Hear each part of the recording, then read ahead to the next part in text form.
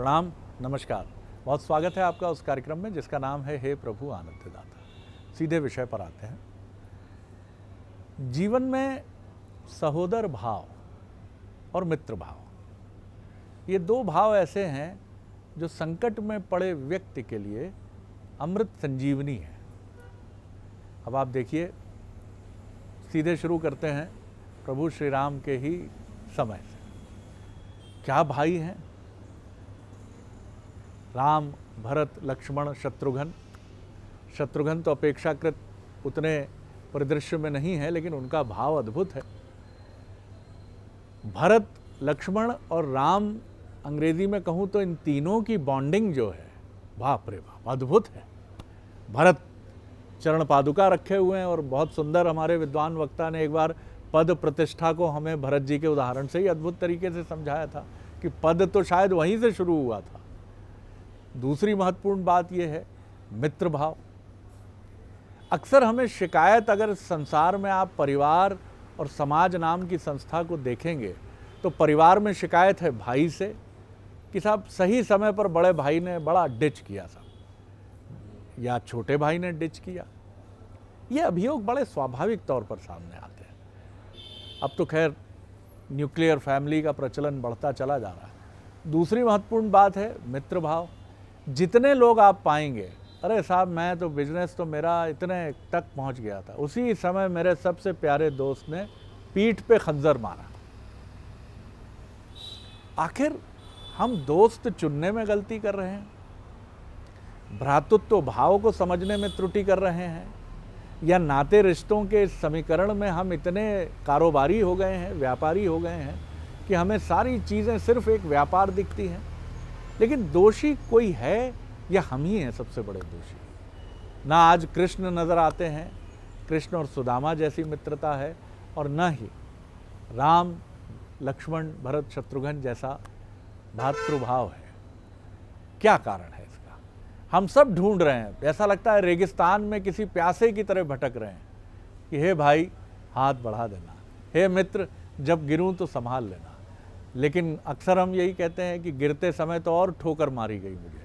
जैसे रावण ने विभीषण की छाती पर प्रहार किया था, ऐसे ही मेरे भाई ने मुझे प्रहार किया, मेरे मित्र ने मेरे पीठ पर खंजर मारा। क्या है इन सब का गणित?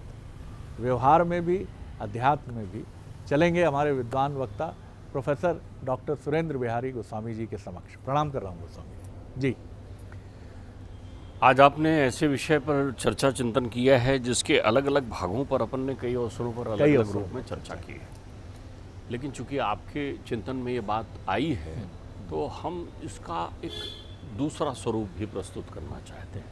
आपके दो शब्द देखिए, सहोदर और मित्र। सहोदर और मित्र। सहोदर का अर्थ होता है सगे भाई, एक ही उदर में जिनकी उत्पत्ति हुई है, एक ही गर्भ से आए हैं, जिनके लिए राम ने लक्ष्मण के लिए शब्द का उपयोग किया था कि सुत बितनार कुटुंब परिवारा मिलई जाई सब 12 12, और उठाओ तात बोलो कछु बाता, और फिर ना मिले सहोदर भ्राता। वहाँ वो प्रलाप करते हुए सीता तक की कांक्षा को त्याग करते हैं। मुझे सीता नहीं चाहिए, मुझे जय नहीं चाहिए, मुझे अयोध्या नहीं चाहिए, संसार में सब कुछ बार बार मिल जाएगा, लेकिन एक पेट के 2 गोले साथ में नहीं मिल पाएंगे। भावुक हो गए थे, वो बार बार चिल्ला रहे थे कि हे लखन उठो उठो, क्योंकि लखन उनके मित्र भी थे। क्या बात है! लक्ष्मण, भरत, शत्रुघ्न तो ले गए राम, ये उनके मित्र भी हैं। वेदों की वैदिक परिभाषा देते हुए, रामायण की अनेकों अनेक मीमांसा करते हुए लोगों ने कहा था कि राम यदि ध्वज की तरह हैं तो उसमें दंड तो लखन है। बहुत सुंदर। दंड तो लखन है। तो बड़े भाई की ध्वज पताका को लेकर ये 4 दंड हमेशा 4 दिशाओं में चौतरफा खड़े रहते हैं कि बड़े भाई हैं। लेकिन अब सवाल ये है कि सहोदर का मित्र होना आवश्यक है। तो मित्र कौन? सहोदर का मित्र होना बहुत आवश्यक है। इसके लिए हमारे यहाँ भक्ति बनाई गई है, साख्य भक्ति, जिसके लिए बहुत सुंदरतम उदाहरण अपन सुदामा जी के चरित्र पर बहुत चिंतन कर चुके हैं। मित्र भाव में वो शक्ति है कि ब्रह्मा को भी आसक्त कर दे। ब्रह्मा मोह में आए परमात्मा की कृष्ण लीला में, तो परमात्मा के मित्र भाव को देखकर, सहोदर भाव को देखकर बड़ी अद्भुत घटना है श्रीमद् भागवत में। भगवान कृष्ण जो है वृंदावन की भूमि में गोचारण कर रहे हैं, छोटे छोटे नंदी गाय के बछड़ों को लेकर के अपने मित्रों के साथ घूमने जा रहे हैं। और जब उनको गायों के बछड़ों को चरा रहे हैं वो, तो ग्वाल बालों के साथ हैं और वहाँ उनको घास चरा रहे हैं, गोवर्धन की परिक्रमा कर रहे हैं। तब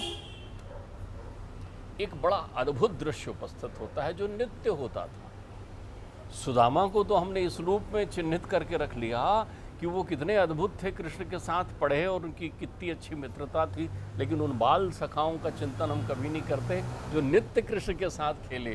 कैसे खेले होंगे, कैसी प्रीति रही होगी उसमें। कैसी प्रीति रही। वो तो राजरानी हैं, ब्रज की यशोदा मैया बैठी हुई हैं, राजा के पुत्र हैं वहाँ के कृष्ण। उनका स्वभाव भी राजसी होना चाहिए ना। वो तो पदत्राण भी नहीं पहनते, वो तो सिले हुए कपड़े भी नहीं पहनते, लकुटी कमरिया लगाकर उनके साथ ही निकलते हैं उन्हीं ग्वाल बालों के यहाँ जो उनके यहाँ सेवाधारी भी हैं, जो उनके यहाँ गोचारण का काम भी कर रहे हैं, जो वहाँ गोदोहन का भी काम कर रहे हैं, जो खेती बाड़ी कर रहे हैं, जो गरीब हैं, जो निर्धन हैं, जिनकी धन की माया नहीं है, जिनके यहाँ इस स्थिति के बाद भी कृष्ण माखन चुराने जा रहे हैं। तो उन बच्चों के साथ कैसे रहे कृष्ण। सहोदर और मित्रता को देखिए। सुदामा जी हैं, मंगल हैं, नाना प्रकार के मित्रों के, कई मित्रों के नाम वहाँ वर्णित हैं। अब उनके बीच चारों सब लोग घेर कर बैठ गए और वहीं सारी गायों के बछड़े भी वहाँ चारों तरफ बैठे हुए हैं। भगवान बांसुरी बजा रहे हैं और सब उनको एक अपलक देख रहे हैं अपने मित्र को पास में आके। भूख लगी सबको। उनने कहा कनु हमें भूख लगी, अब हमको कुछ खाना है। तो सब ने अपना अपना जो है वो जो बांध के रखी पुटलिया, आज के शब्दों में टिफिन, वो खोला। जब सब ने खोला तो देखिए कृष्ण के टिफिन में क्या ना रखा होगा मैया ने। घी से सना हुआ चावल रखा है कृष्ण के उसमें, सुंदर माखन मिश्री रखी हुई है, मिष्ठान रखे हुए हैं। तो कोई अपनी टोकरी में जो है सूखी रोटी भी लेकर आया, कोई भाजी की सब्जी भी लेकर आया है। कृष्ण सबको पास बुला रहे हैं, तुम क्या लाए हो, तुम अपना खिलाओ, ये हमारा खाओ, तुम ये हमको खिलाओ, तुम्हारी चटनी अच्छी है हमें खिलाओ। ये सहोदर स्वरूप परमात्मा का देखिए। जब देखा ऊपर से तो देवता समेत ब्रह्मा जी को मोह हो गया कि त्रिलोक के स्वामी ऐसा रहते हैं संसार में, तीनों लोक के स्वामी। तो देखने आए, उनको लगा ये तो परमात्मा नहीं हो सकता। परमात्मा क्या कर रहे हैं, बाएं हाथ में उन्होंने वो अपने अचार, मिर्ची और चटनी इत्यादि फंसा रखी है और उसी में चावल रखा हुआ है घी से मिश्रित, अपनी जो पोटली का सामान है और निकाल निकाल के खिला रहे हैं। तुम खाओ सुदामा जी, और फिर खुद भी खा रहे हैं। तुम खाओ मंगला जी, और फिर खुद भी खा रहे हैं। ये परमात्मा के भाव है वहाँ पर। वो सहोदर नहीं है लेकिन भ्राता है, वो मित्र हैं परमात्मा के। मित्र अभेद जो रहता है वो मित्र होता है। क्या बात, वाह। वहाँ मन के तीनों तापों का जो हरण कर लेता है वो मित्र है। वाह, त्रिताप का जो हरण, आप दुनिया की किसी भी प्रकार की मंत्रणा कर सकते हो वो मित्र है। वाह, क्या परिभाषा दी। आप समझिए, मंत्र मित्रता से ही बना हुआ शब्द है। मंत्रणा, मंत्र से निकला हुआ। गुप्त मंत्र वो है जो गुप्त है, अत्यंत गुप्त बात भी जिनके साथ आप कर सकते हैं, जो भेद ना हो अभेद, वो मित्र है। वो दोस्त नहीं होता, वो फ्रेंड नहीं होता, वो यार नहीं होता, यार मित्र होता है। मित्र होता। तो जब वो स्वरूप देखा परमात्मा का तो ब्रह्मा जी ने उनकी परीक्षा लेने के लिए मोहासक्त हो गए। बोले ये तो परमेश्वर हो ही नहीं सकता है, तो संसार का रमा हुआ प्राणी। तो सब ग्वाल बालों को एक एक करके, परमात्मा तो बांसुरी बजाने में ध्यान मग्न हो गए। उनको लग गया कि आज ब्रह्मा जी को मोह ने घेर लिया है। आंख बंद करके बांसुरी बजा रहे हैं। ब्रह्मा जी ने सबसे पहले ग्वाल बालों को उठाकर वहाँ से जो है वो वहाँ भेज दिया, गुफा में छुपा दिया ब्रह्मा जी ने। फिर उन्होंने एक एक गाय के बछड़ों को भी जो है वो उठा करके और उसी गुफा में छुपा दिया, मूर्छित करके। परमात्मा का ध्यान आया, परमात्मा ने देखा तो समझ गए आज ब्रह्मा जी ने कोई ना कोई चमत्कार किया है। उस दिन परमात्मा ने ऐसी साख्य भक्ति के प्रति प्रीति दिखाई कि जितने ग्वाल बाल थे परमात्मा ने उतने स्वरूप अपने धारण कर लिए, वही ग्वाल बाल बन गए। जिस गाय के जैसे बछड़े थे परमात्मा ने वही स्वरूप धारण कर लिया, परमात्मा बछड़े भी बन गए उस गाय के। जिसकी कमीज में जहाँ सिलाई थी, जिसकी कमीज जहाँ से छोटी थी, वो वैसी मैली और वैसी परमात्मा बन गए वहाँ पर। और उस दिन जब ब्रज में लौटे परमात्मा गोचारण करके, ग्वाल बालों को लेकर वत्सपाल जब वहाँ से लौटे हैं परमात्मा बांसुरी बजाते हुए, सुंदर मोर मुकुट धारण करते हुए, तो गायों ने अपने जिस खूंटे से वो बंधी थी उसकी रस्सी तोड़ के दौड़ी। क्यों? उन्होंने देखा कि आज परमात्मा बछड़ा बन के आ गए। प्रत्येक गाय का बछड़ा परमात्मा थे। वाह वाह वाह। जब गोपिकाओं ने अपने अपने पुत्रों को गले से लगाया तो उस दिन ऐसी अनुभूति हुई, क्योंकि तब परमात्मा सहोदर हो गए थे। जब आत्मा परमात्मा में समाहित हो जाती है तब सहोदर होते हैं। अरे वाह वाह, ध्यान रखिएगा, वाह, वो सहोदर स्वरूप में हो गए थे। तो जो लोग अपने सहोदर के साथ मित्र भाव नहीं रखते, भेद रखते हैं, उनकी बड़ी दुर्दशा होती है। हो। कालिदास जी ने बड़ा सुंदर वृतांत प्रस्तुत किया है। राजा भोज के काल में है कालिदास जी। राजा भोज कालिदास को बड़ा मानते हैं। कालिदास जी बहुमुखी प्रतिभा है, शारदा की साक्षात कृपा है। लेखनी में, वक्तृत्व में दुनिया की कोई भी विधा उनसे वंचित नहीं। ये बहुत कम लोग जानते होंगे। कालिदास विरचित कथा ही मैं आपको बता रहा हूँ जी। कि मेरी बनाई हुई कथा नहीं है। संक्षिप्त में मैं आपको बताऊंगा, लेकिन आप समझिए मित्र द्रोह क्या होता है, सहोदर द्रोह क्या होता है, ये समझना चाहिए आज के जमाने में, क्योंकि उसी का अभाव है। तो वो बैठे हुए थे, अचानक कालिदास से उन्होंने कहा, मेरी जो इतनी प्रभुता है चारों तरफ, मेरा जो साम्राज्य इतना फैला है, क्या आप बता सकते हैं ये किसके भाग्य से और किस कारण से है? कालिदास ने कहा, छोड़ो महाराज, इन चीज़ों में क्या चिंतन करना। किसी न किसी का भाग्य, किसी न किसी का प्रतीक, किसी न किसी के ग्रह असर करते हैं। आप तो चक्रवर्ती हैं ना। बोले नहीं, बताओ मित्र भाव भी। वो थोड़ी देर सोचे, फिर बोले, महाराज आप अन्यथा तो नहीं लेंगे? बोले नहीं। बोले, महारानी जी के बाएं जंघा में जो तिल है, बड़ा सा लहसुन का तिल, उसके प्रभाव से ये सौभाग्य आपके जीवन में है। राजा मौन हो गए। मौन उनके ज्ञान पर नहीं हुए। उन्हें लगा ये इतनी गुप्त और गहरी बात कालिदास कैसा जानते हैं, कैसे जानते। और इस सभा में उन्होंने ऐसा संभाषण कर दिया। वो उनके मित्र थे, तो उन्होंने उनको राजद्रोही नहीं माना, उनको दंडित नहीं किया। उनको कहा कि मुनिवर, संत जी, कविवर, कालिदास जी, आप इसी क्षण राज्य का त्याग कर दें। अब वो जाने लगे तो सब सभासदों ने कहा, सुनो यार, राजा साहब का मूड है, ऐसा हो गया होगा, आप कहाँ जाओगे? अरे बोले, मैं कहाँ जाऊँगा इनको छोड़ के, मैं तो यहीं रहूँगा। तो बोले, कहाँ? बोले, सीमावर्ती कोई गांव देखो। वो इस गांव में एक कृषक परिवार में जा कर के उसकी झोपड़ी में रहने लग गए, गुप्तवास करने लगे, अपनी लेखन इत्यादि का कर्म करने लगे। एक दिन राजा का पुत्र कुमार वन में गया आखेट करने के लिए। जब घोड़े में बैठकर आखेट करने गया तो एक सिंह का पीछा करते, एक सूकर का पीछा करते, सिंह का पीछा करते करते लोग छूट गए, अंधेरा गिर गया और अनायास सिंह ने आक्रमण कर दिया। हाथ से धनुष बाण तीर कमान चला गया और सिंह ने जो है घोड़े को जख्मी कर दिया, गिरा दिया। ये दौड़कर पास के एक पेड़ में चढ़ गए। अंधेरा था और चढ़ते रहे। सिंह नीचे बैठा था, विकराल सिंह। चढ़ते चढ़ते ऊपर पहुंचने लगे तो ऊपर घुरघुराने की आवाज़ आई। देखा तो वहाँ एक विशाल भालू पहले से बैठा हुआ है। नीचे सिंह है, ऊपर भालू है। कुमार कहते हैं, भाई मित्र, मैं राजपुत्र हूँ और मेरी मदद करो। नीचे सिंह है। तो वो भालू भी उन्हीं की भाषा में बात करता है कि चिंता ना करो राजकुमार, मैं भी उसी के भय से ऊपर बैठा हूँ, आप तो चले आओ।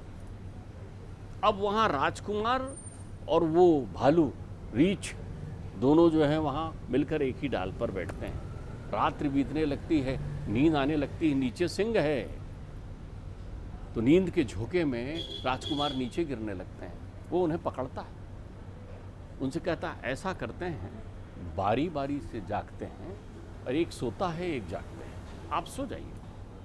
उसे वो अपनी गोद में सुला लेता है। जब रात के 2 पहर बीतते हैं तो वो उनको जगाता है, उठो राजकुमार, अब मैं सोऊंगा। और बोले, सुनो, नीचे सिंह बैठा है, वो कुछ अटपटी बात करे तो ध्यान ना देना। और वो अपनी राजकुमार के अपने पैर में सिरहाना बनाकर वो भी सो जाता है वहाँ भालू चिपक के डाल में। अब नीचे से सिंह कहता है, अरे भाई राजकुमार, कब तक वहाँ ऊपर बैठे रहोगे? तुम राजकुल के हो, जाओ बढ़िया आराम से राज सत्ता संभालो, राज करो, मेरा तो काम मैं वन का राजा हूँ। बोले ये जो तुम्हारी गोद में सो रहा है इसे नीचे गिरा दो, मैं भूखा हूँ, इसको खा लूँगा, चले जाऊँगा, तुमको जाने दूँगा। राजकुमार देखता है कि बात तो सही कह रहा है। वो सहोदर कहता है, वो मित्र कहता है, उसकी अनुभूति नहीं है उसे। वो एक जोर का धक्का लगाता है उस रीछ को, रीछ नीचे की ओर गिरता है।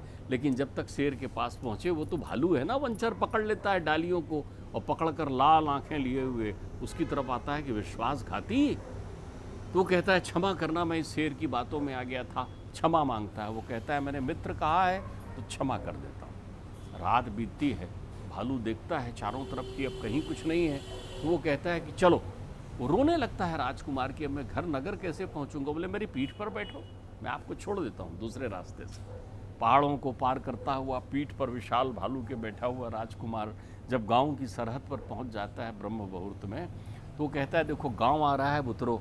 राजकुमार सोचता है, पूरी रात बाहर रहा राज्य से, राजा हूँ, राजा का पुत्र हूँ, शिकार खेलने गया था और बिना शिकार के लौटूं, जबकि एक शिकार मेरे साथ ही चल रहा है और खड़ग मेरे पास बंधी हुई है, तो क्यों ना मैं खड़ग निकाल कर इसका शीश काटूं और ले जाके कहूँ कि मैं इतने बड़े रीछ को मारकर, भालू को मारकर आया हूँ। खड़क की आवाज़ जैसे ही सुनता है, रीछ पटक देता है नीचे और जोर से पंजा रखकर कहता है, मैं तो तेरा मांस भी नहीं खा सकता क्योंकि तू मित्रद्रोही है, भ्रातृद्रोही है। उसके मुंह पर थूकता है और चला जाता है। विक्षिप्त हो जाता है कुमार, वाणी विलुप्त हो जाती है, बावला बन जाता है, चिकित्सा से ठीक नहीं होता। तो राजा घोष कराते हैं कि जो इसको बोलना शुरू करा देगा उसको मैं आधा राज्य दे दूंगा। अब आप देखिए, कालिदास तो वहीं ही है ना। वो कहते हैं, मैं पालकी में आऊँगा, कहना पालकी में बैठकर आते हैं, हमारी बिटिया है, वो ही बताती है। तो बिटिया को बैठा लेते हैं उनके और वो पालकी में कालिदास पहुंचते हैं राजमहल की सीमा पर। राजमहल में राजकुमार को बुलाते हैं, बुलाने के साथ उसमें संस्कृत का अच्छा संभाषण है। समय हमारे पास इतना नहीं है। वो राजकुमार को याद दिला देते हैं कि कैसे मित्रद्रोह उनने किया था, क्या उनके साथ हुआ था। राजकुमार फूट फूट कर रोते हैं, लोगों से बताते हैं कि हाँ, ये महापाप मैं कर कर आया हूँ। तब राजन उस लड़की से पूछते हैं कि बेटी, ये तुमने कैसे जान लिया? तो कालिदास उससे बुलवाते हैं कि बोल दो, जैसे रानी के बाएं जंघा का तिल जान लिया था, वैसे ये हाल जान लिया है। राजन क्षमा मांगते हैं। तब वहाँ मित्रद्रोह और मित्र भक्ति पर बात होती है। ये सहोदरपन है, ये है वो सुतपित नार कुटुंब परिवारा। क्या भाई भाई इस अभेदता से मिलते हैं? जीवन संगनी आ गई तुम्हारे साथ, बाल बच्चे हो गए तुम्हारे, यदि तो तुम अपने भाई को भूल गए, उसके उस ममत्व को भूल गए कि बालपन में कैसे खेलते थे, अपने उन मित्रों को भूल गए, उन सखाओं को भूल गए। किसमें? नाशवान जीवन में। परमात्मा तो कहते हैं सब छोड़ा, अयोध्या भी छोड़ा, सीता का भी त्याग किया, तो उठ जा भाई। ये है सहोदरपन। तो आपके अंतर्चित्त में यदि सहोदर है तो भ्राता है, भ्राता है तो मित्र है, और यदि भ्राता मित्र नहीं है तो सहोदर को दूषित कर रहा है, फिर वो पातकी है, पातकी।